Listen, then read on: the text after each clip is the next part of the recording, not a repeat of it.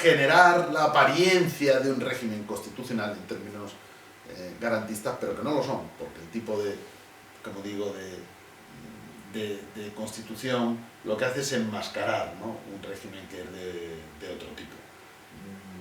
Para Levenstein, la metáfora de estas constituciones sería un disfraz, es decir, alguien que se pone algo para parecer lo que realmente no es.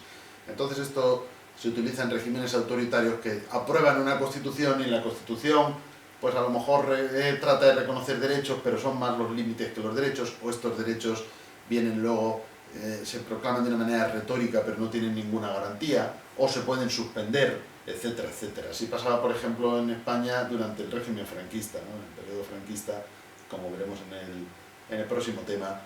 Pues no había una constitución que se llamase tal, pero había unas leyes fundamentales que a veces proclamaban algo que podía parecer derechos, pero primero estaban basadas en otra serie de principios, y segundo, cuando se proclamaban derechos, estos eran más bien retóricos, susceptibles de suspensión, limitados. Pondremos algún ejemplo, ¿no?, en el próximo tema, donde podremos ver lo que puede ser una constitución semántica. También en algunos países, de los antiguos países comunistas, pues tenían constituciones de este tipo, ¿no?, que se trataban de adecuar en un cierto lenguaje a lo que es el constitucionalismo occidental, pero por supuesto la realidad no lo era en absoluto. Se puede reconocer una posibilidad de un derecho de voto, un derecho de sufragio, un proceso electoral, pero si no tenemos, por ejemplo, pluralismo político, pues ¿dónde está ahí la democracia? Votamos, pero en realidad resulta que estamos en un sistema de partido único. Bueno, pues a lo mejor el lenguaje constitucional trata de enmascarar lo que en realidad es un régimen autoritario, revistiéndolo de ciertos conceptos que nos recuerdan o que se asemejan a los que son propios del constitucionalismo democrático.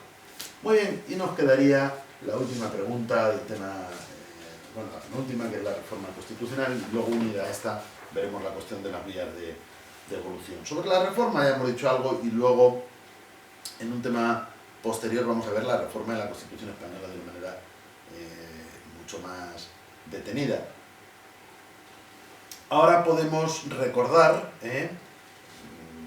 pues en primer lugar, que partiendo de esa clasificación de constituciones rígidas y flexibles, nos encontramos con dos posibilidades en la reforma de la Constitución. En los casos de reformas flexibles no hay procedimiento especial para su reforma, entonces se reforman igual que las leyes ordinarias. No obstante, todavía dentro de las constituciones flexibles podríamos distinguir aquellas en las cuales se reforman igual que las leyes ordinarias, pero la reforma tiene que ser explícitamente aprobada por una ley de reforma constitucional, es decir, la ley, aunque no tenga un procedimiento especial, tiene que aprobarse como ley de reforma, y así se prohíben las reformas implícitas. Eso, aunque técnicamente no sea un caso de rigidez, porque la Constitución se aprueba como cualquier ley, pero no puede, se reforma, perdón, como cualquier ley, pero no puede reformarse por cualquier ley. Y aquellas otras en las cuales ni siquiera existe esa estipulación, probablemente en la historia se conocen constituciones que no dicen nada sobre su reforma, y probablemente lo que sucede en la práctica es que se interpreta que se pueden reformar por cualquier ley. Pero claro, esto plantea el problema de que no puede haber leyes inconstitucionales, porque cualquier ley contraria a una constitución que sea flexible y que no exija un procedimiento especial para su reforma, ni una ley especial para su reforma, cualquier ley contraria a la Constitución sería una ley de reforma implícita de la Constitución. No sé si me he expresado con claridad, porque esto es muy importante. Es decir, es necesaria la rigidez. Y todavía, si la Constitución es flexible, al menos sería necesario que se estipule que la Constitución no se puede reformar por cualquier ley, sino por el mismo procedimiento, pero por una ley que diga ley de reforma de la Constitución. Pero bien, lo normal es que las constituciones sean rígidas, y esto pues implica procedimientos diferentes en la reforma de la Constitución, diferentes a los de las leyes ordinarias. Esto implica consecuencias grandes. Esto garantiza la supremacía de la Constitución. Difícilmente, como acabamos de explicar, difícilmente la Constitución se puede proclamar como norma suprema si luego se puede reformar igual que cualquier ley, o incluso por cualquier ley, porque entonces una ley pues estaría derogando la Constitución. Pero por otro lado, hay una consecuencia de la rigidez constitucional, y es que hay una cierta paradoja ahí, ¿no? La paradoja es que quiebra, o en cierta medida quiebra el principio de las mayorías, porque significa que si una mayoría, si pensamos que la rigidez se sustancia a través de procedimientos cualificados en el Parlamento o en una asamblea constituyente, es decir, que requiere una mayoría superior a la mayoría simple, resulta que si una mayoría de representantes quieren la Constitución, pero esa mayoría no es suficiente, la Constitución no se va a reformar. Por lo tanto, una minoría está bloqueando la reforma. Eso es propio de toda Constitución rígida cuando se exigen mayorías cualificadas, y no deja de ser una paradoja. Si el 51% quiere que se reforme la Constitución y el 49% no, pero la Constitución exige mayoría de 2/3 o de 3/5 para su reforma, ni el 51 ni el 52%, por ejemplo, son suficientes para reformar la Constitución. Así que un 49 o un 48%, que son una minoría, pueden bloquear esa reforma. Naturalmente, esta paradoja tiene una justificación, que ya hemos dicho muchas veces. La Constitución tiene que salvaguardar la democracia, no solo como regla de la mayoría, que eso está para el Poder Legislativo ordinario, sino también como regla según la cual la mayoría tiene unos límites. Y esos límites son precisamente la preservación de la posición de la minoría y de la minoría más minoritaria, que es el individuo. Por lo tanto, la salvaguarda de los derechos, la limitación del poder. Para que exista una limitación del poder, una mayoría determinada no puede hacer absolutamente todo. Si la mayoría puede hacer absolutamente todo, eso no es democracia, es tiranía de la mayoría.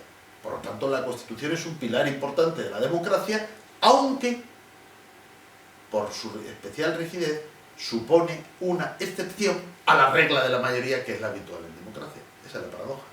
Exceptuamos la regla de la mayoría no para todo, sino para casos muy especiales, que son aquellos pilares, aquellos fundamentos del sistema, la separación de poderes y los derechos fundamentales, que ya hemos dicho que están en ese concepto garantista de Constitución. ¿Eso se puede modificar?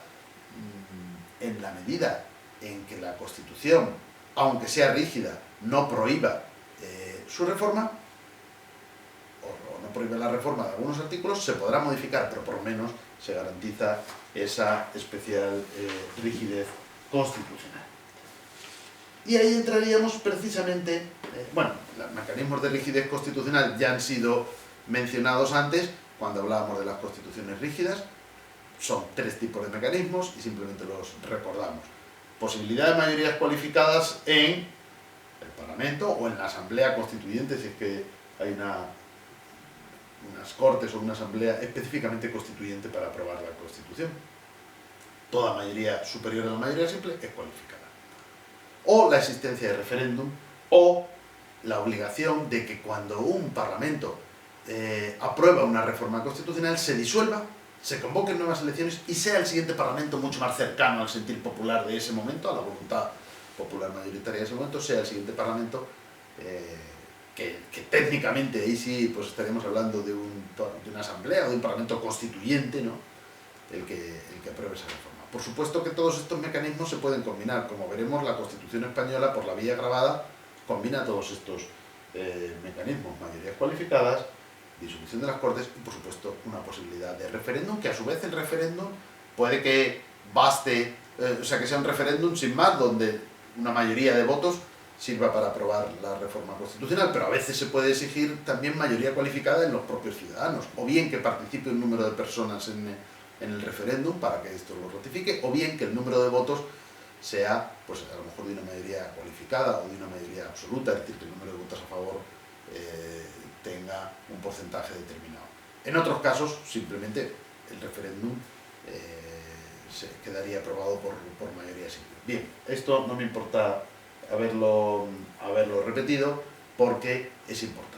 Y ahora ya entraríamos en la cuestión de los posibles límites a la reforma constitucional. Pero esto ya nos referimos a esto en el siguiente vídeo, en la siguiente grabación.